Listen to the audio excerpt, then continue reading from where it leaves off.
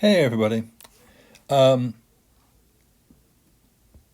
I've convened us in this particular presentation to discuss gravity and how heavy this is of a topic. For us, we just need to know what Newton taught us, and that is his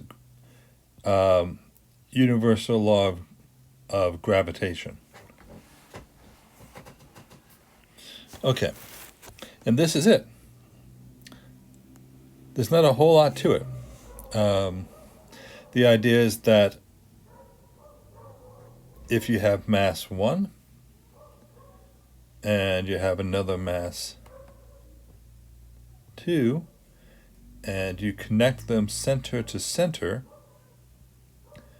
center of mass to center of mass is a better way of thinking about it. That is R1, 2. And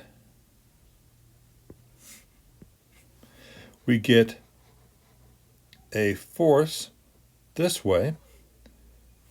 This is the force on 1 from 2. And we'll get a force this way. This is the force of 2 onto 1.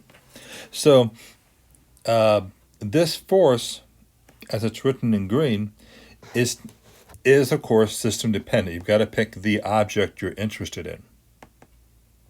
If you don't pick an object of interest, well, then this gets a lot harder to do.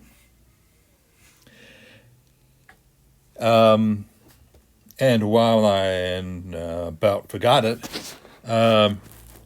big G is the universal gravitational constant, 6.6, that's good enough, times 10 to the minus 11 newtons meter squared over kilogram squared. And the minus 11 tells us that this is a fairly weak force. The masses have to be pretty intense in order to get anything that's of reasonable value.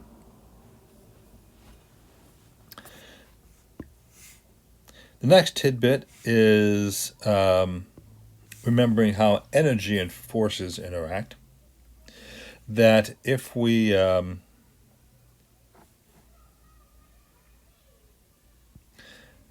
the force is equal to minus du dx, and its complement is the change in the potential is the negative integral of force over x, or in our case it's going to be dr. So we'll find that the change in potential for gravity is going to be negative g m1 m2 over just r, the distance between 1 and 2.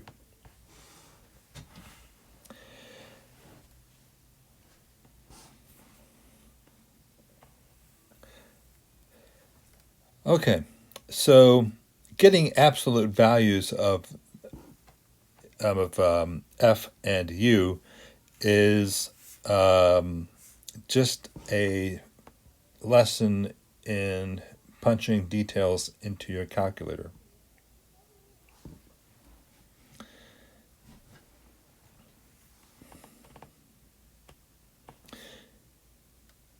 Okay.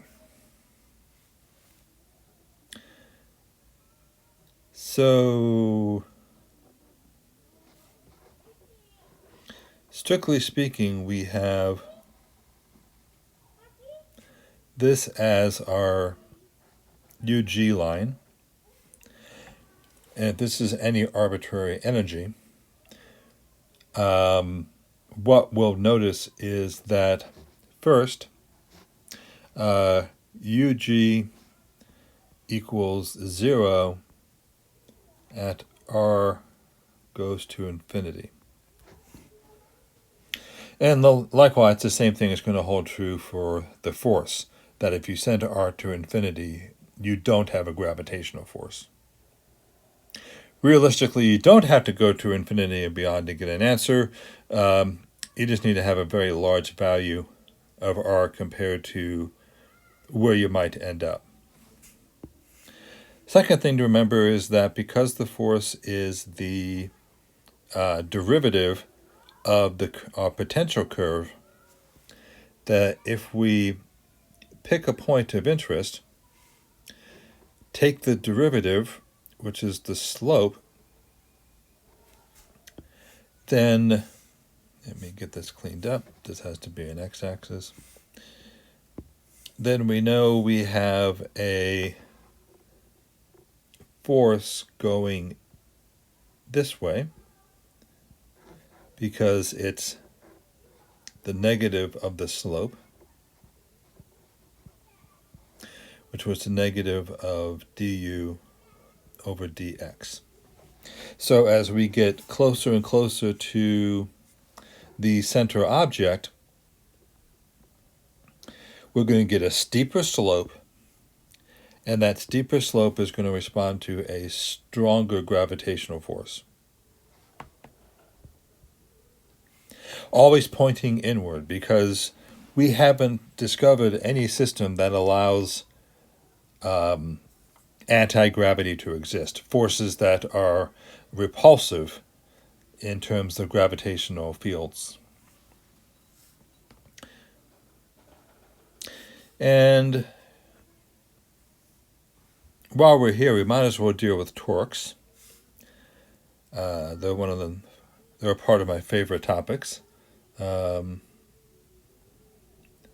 if we have a mass like this and a elliptic path for the object we're interested in, which would be moving this way,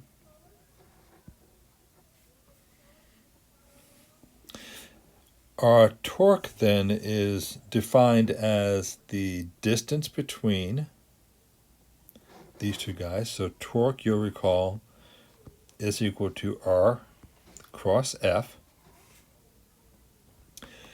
And in this case,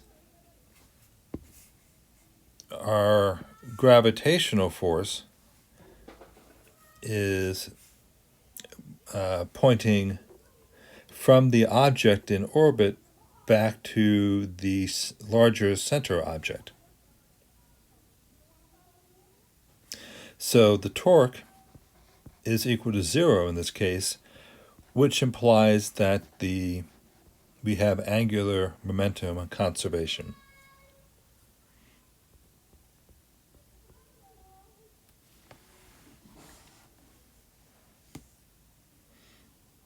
And we'll have a whole lesson on how we can use that for Kepler's laws.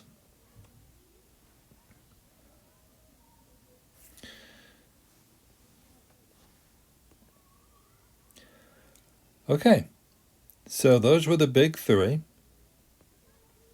We did forces, we did energy, we did torques in terms of the torque-angular momentum relationship.